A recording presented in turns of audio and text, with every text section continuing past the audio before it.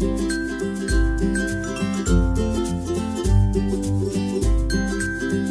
guys, welcome back to my channel. So I can't believe we're already back for another pregnancy update. And today I'm going to be talking about weeks 9 and 10 pregnancy, and I can tell you a lot has changed. So I'm just so excited to share all of the changes with you guys today. Don't forget to follow me on Instagram, Jamie A Journey, for more day-to-day updates.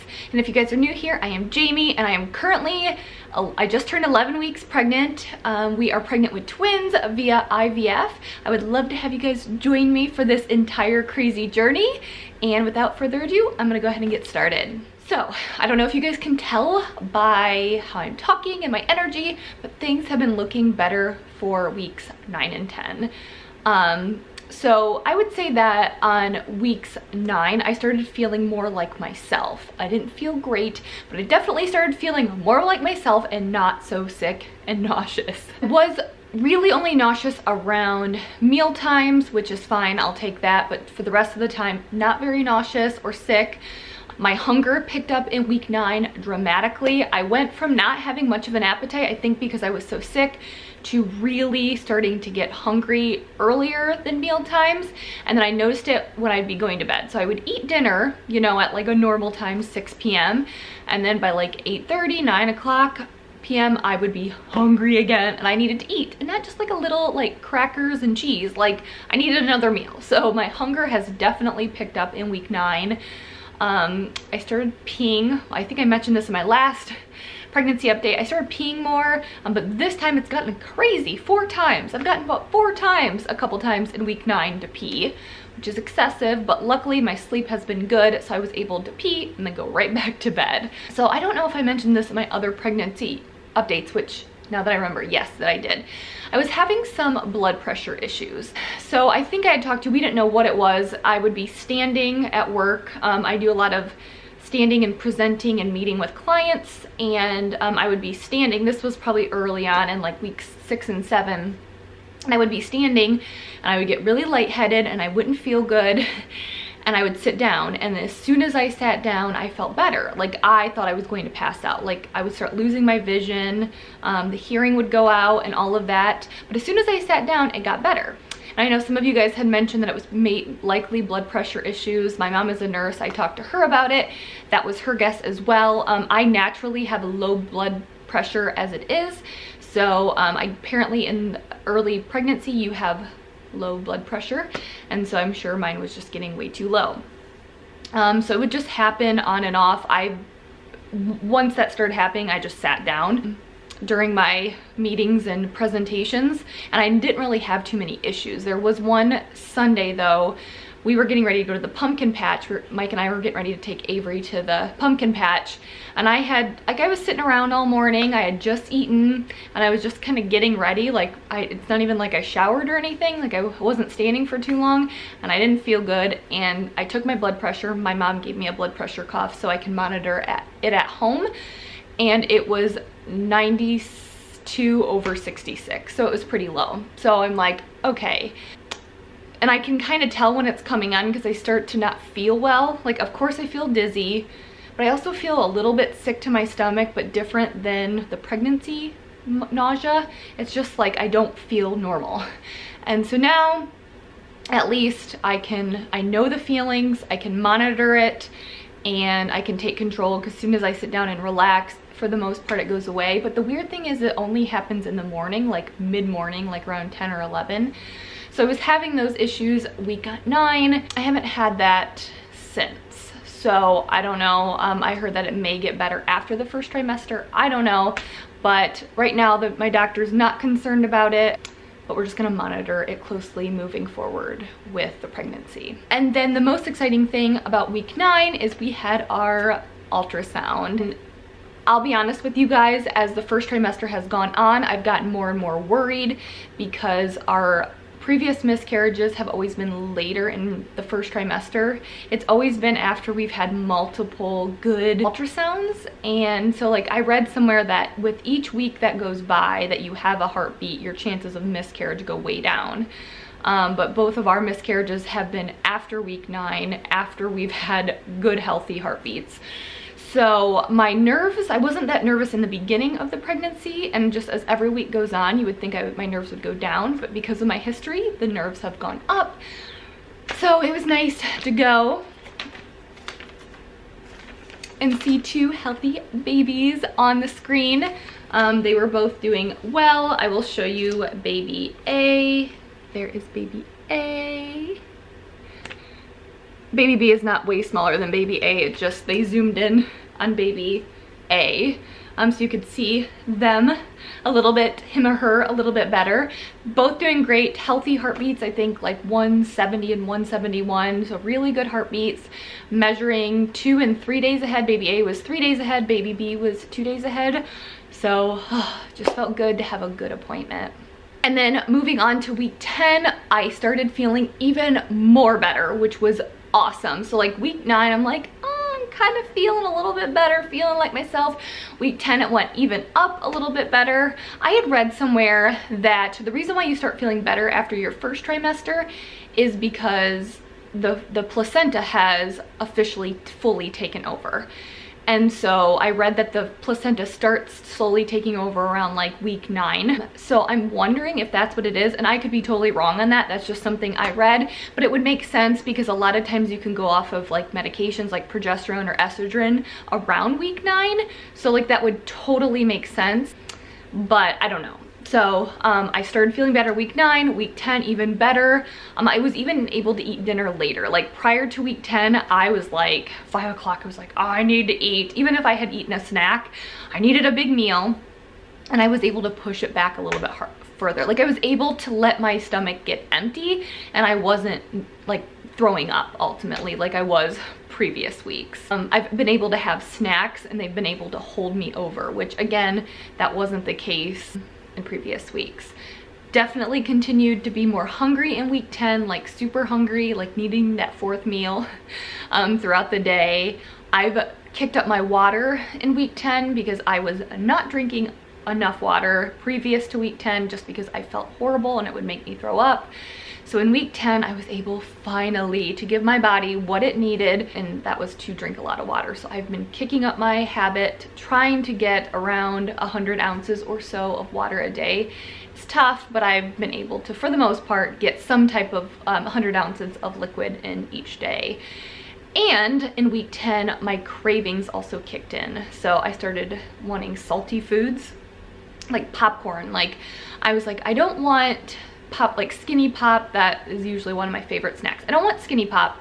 I don't want movie theater popcorn with like the heavy butter. I want, this is so weird, popcorn from like a sporting event. You know how it has like that dry butter on it? It's like that powder butter. I don't even know how they make it, but it's like dry butter on, it's so salty, like super salty.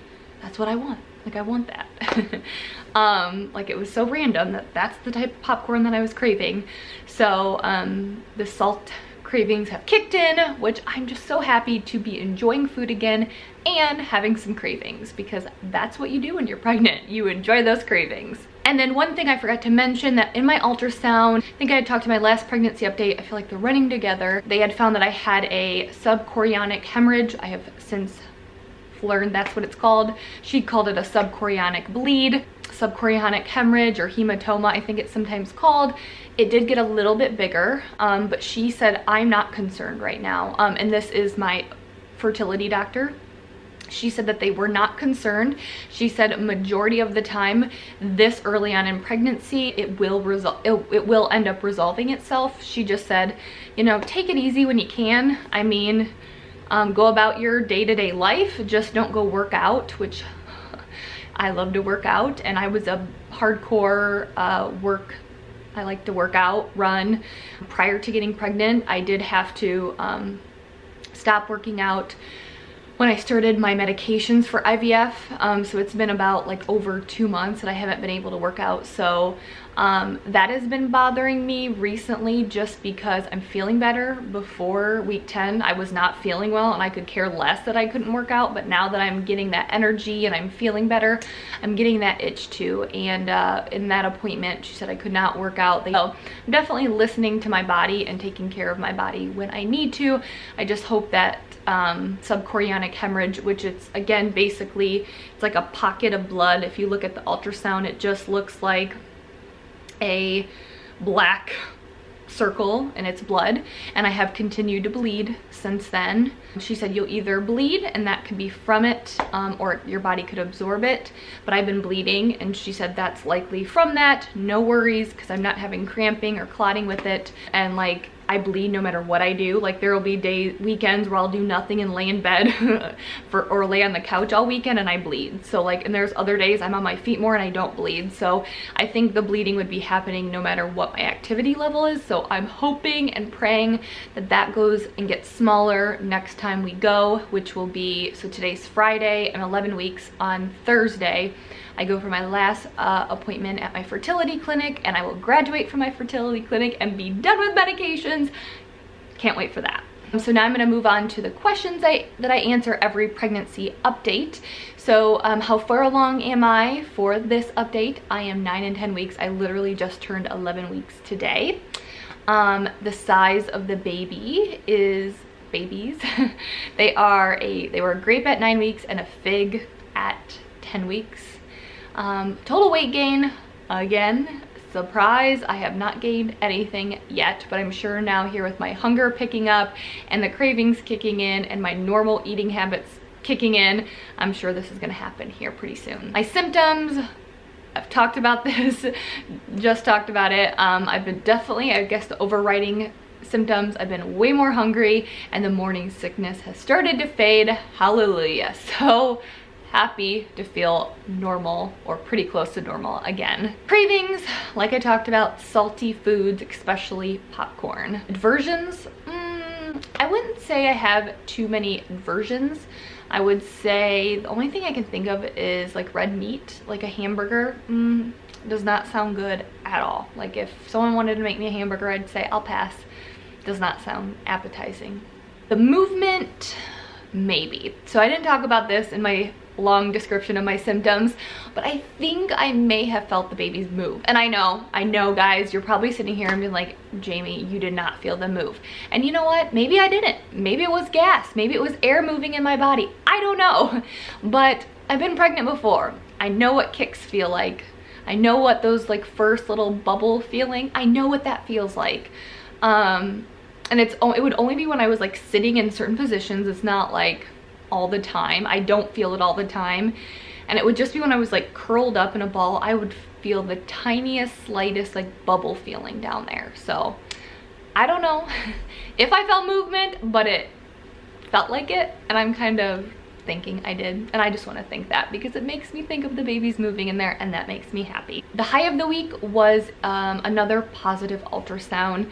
When you've had miscarriages and you've had downfalls, or if you've gone through infertility, I mean, every ultrasound is like you're holding your breath, you know?